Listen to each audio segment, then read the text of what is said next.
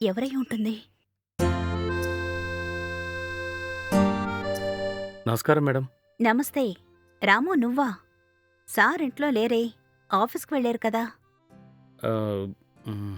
అవును. నేను పనిలోంచి తీసేశారని సార్ నాతో చెప్పారే.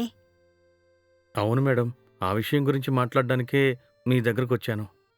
సరే, నువ్వేవైనా మాట్లాడాలనుకుంటే ఆఫీస్‌కి వెళ్లి స్వయంగా సార్‌తో మాట్లాడు.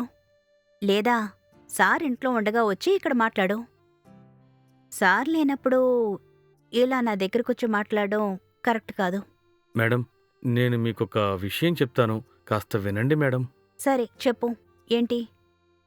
నేను మామూలుగా వచ్చినప్పుడు నన్ను ఇంట్లోకి పిలిచి టీ గాని, కాఫీ గాని ఇచ్చేవారు. సార్ నన్ను పనిలోంచి తీసేసిన వెంటనే నేను మీకు పరాయివాడినయిపోయానా? మీ దగ్గర 4 సంవత్సరాలుగా డ్రైవర్‌గా పనిచేశాను మేడం. కొద్దిగా ఆలోచించండి. సారీ రాము, లోపలికి రా. హ్మ్. కూర్చో. హ్మ్. ఏం తీసుకుంటావు? కాఫీనా? టీనా? ఏదైనా పర్వాలేదు మేడం. సరే, ఇక్కడే కూర్చో. నేనిప్పుడే వస్తాను. హ్మ్.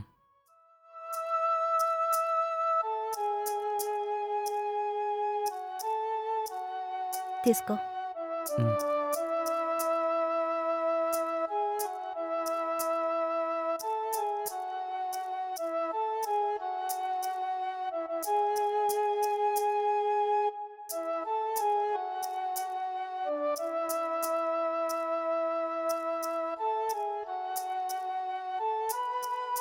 సరే, ఇప్పుడు చెప్పు.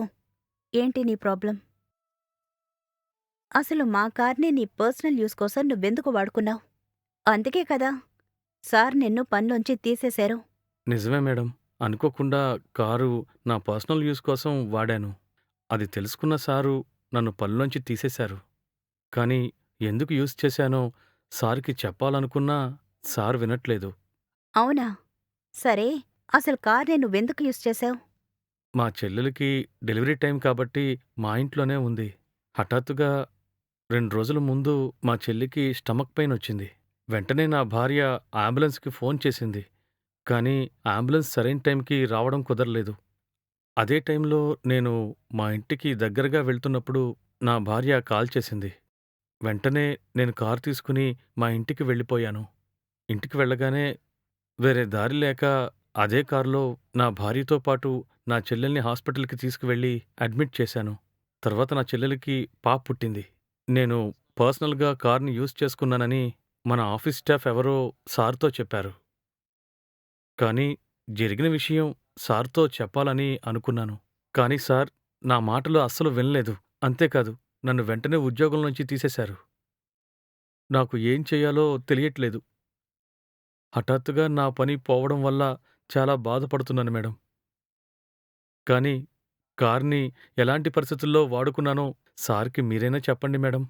తర్వాత సార్ ఎలాంటి నిర్ణయం తీసుకుంటారో అది ఆయనిష్టం. మీరు నాకు ఈ హెల్ప్ చేయండి మేడం. నేను మళ్ళీ జాబ్‌లో జాయిన్ అవ్వాలంటే అది మీ వల్లే అవుతుంది మేడం. మీరు గనక చెప్తే ఖచ్చితంగా సార్ వింటారు. సార్‌కి ఇవేమీ తెలియకపోవడం వల్ల నన్ను పనిలోంచి తీసేశారు. అవునా? ఆ విధంగా జరిగిందా? సరే, నేను సార్‌తో మాట్లాడతానులే. నిన్ను పనిలోంచి ఎందుకు తీసేశారని నేను సార్‌నడిగితే, ఆయన నాకు సరిగా రీజన్ చెప్పలేదు. దిగులు పడకు. నువ్వు నీ చెల్లిని హాస్పిటల్‌లో చేర్పించడానికి కార్‌ని వాడుకున్నావని సార్‌తో చెప్తాను. నువ్వున్న పరిస్థితుల్లో ఎవ్వరైనా సరే అలాగే చేస్తారు. ఈ విషయాలన్నీ సరిగ్గా తెలుసుకోకుండా సార్ నిన్ను పనిలోంచి తీసేయడం కరెక్ట్ కాదు. నేను సార్‌తో మాట్లాడి మళ్ళీ నీకు పనొచ్చేలా చేస్తాను. హ్మ్. ఇక నీకు పని వచ్చినట్టే. నువ్వు ధైర్యంగా వెళ్ళు. సరే మేడం. ఇక నేను వెళ్తాను. మీ మీద నమ్మకంతో నేను సంతోషంగా వెళ్తాను. నేను చెప్పాను కదా! ఇక నువ్వు ధైర్యంగా ఉండు. సారు మిగతా వాళ్ళ మాటలు విని నిన్ను పనిలోంచి తీసేసుంటారని అనిపిస్తోంది. అది కరెక్ట్ కాదు. నువ్వు ధైర్యంగా వెళ్ళు. నేను నిజమేంటో ఆయనకర్థమయ్యేలా చెప్తాను. సరే మేడం. వెళ్ళొస్తాను. చాలా థాంక్స్ మేడం. హ్మ్.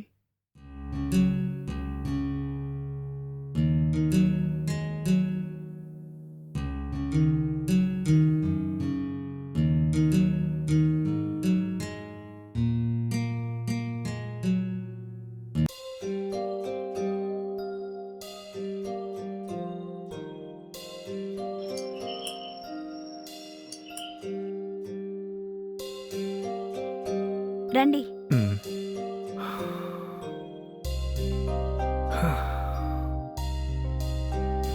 ఈ ఫైల్స్‌ని జాగ్రత్తగా కబోర్డ్‌లో పెట్టు. సరేనండి. ఏవండి, హ్మ్. మీతో ఒక విషయం గురించి మాట్లాడాలి. చెప్పు. మన డ్రైవర్ రాముని పనిలోంచి ఎందుకు తీసేశారు? అది మన కార్‌ని వాడు తన పర్సనల్ యూజ్ కోసం వాడుతున్నాడని విన్నాను. అవునండి. కానీ దేనికోసం వాడాడు? నాకు కూడా తెలీదు. మన స్టాఫ్‌లో ఒకరు తన పర్సనల్ యూజ్ కోసం వాడుకున్నాడని నాతో చెప్పారు. నేను వెంటనే పనిలోంచి తీసేశాను. ఈరోజు డ్రైవర్ రాము మనింటికొచ్చాడండి. అవునా? ఇక్కడికెందుకొచ్చాడు? మిమ్మల్ని కలవడానికి మీరు టైం ఇవ్వడం లేదని ఇక్కడికొచ్చాడండి. వాళ్ళ చెల్లెలు హుహు. ప్రెగ్నెంట్‌గా ఉంటే మన కార్‌లో తీసుకుని వెళ్లి హాస్పిటల్‌లో అడ్మిట్ చేశాడు. హ్మ్. ఆ పరిస్థితుల్లో ఎవ్వరైనా అలాగే చేస్తారు. అతను కూడా అలాగే చేశాడు. తప్పేంటి? హ్మ్.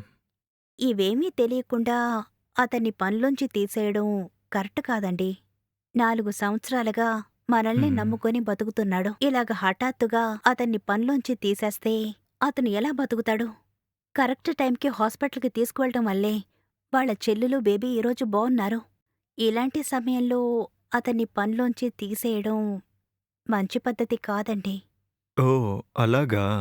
నాకిదంతా తెలియనందువల్ల నేనతన్ని పనిలో నుంచి తీసేశాను. నేనేమనుకున్నానంటే, అతను తన ఫ్రెండ్స్‌తో కలిసి సరదాగా బయటికి వెళ్ళాడేమో అనుకున్నాను. ఇలా అని తెలుసుంటే నేనతన్ని అసలు పనిలో నుంచి తీసేవాడినే కాదు. ఈ విషయం చెప్పడానికే అతను మిమ్మల్ని కలవడానికి వచ్చినా మీరు పట్టించుకోలేదండి. ఓహ్! అవునా? సరే. రేపతన్ని వచ్చి పనిలో జాయిన్ అవ్వమని చెప్పు. నేను అతనికి చెప్పడానికంటే మీరు అతనికి ఫోన్ చేసి చెప్పడమే బావుంటుందండి. హ్మ్. సర్లే. నేనే ఫోన్ చేసి తన పనిలోకి రమ్మంటాను. హ్మ్.